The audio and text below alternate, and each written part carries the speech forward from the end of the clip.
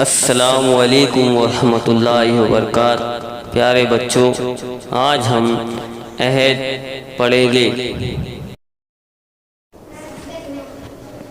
भारत मेरा मुल्क है, सब भारतीय मेरे भाई और बहनें हैं।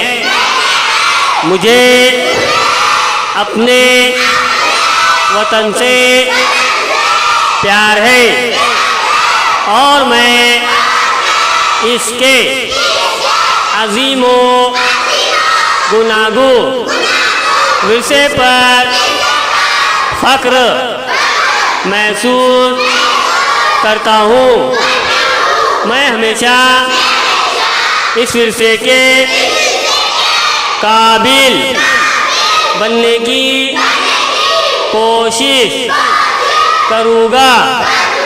मैं अपने वालिदैन, उस्तादों और बुज़ुर्गों की इज़्ज़त करूँगा और हर एक से खुश अखलाकी का बर्ताव करूँगा। मैं अपने मुल्क और अपने लोगों के लिए खुद को वक्फ करने की कसम खाता हूँ।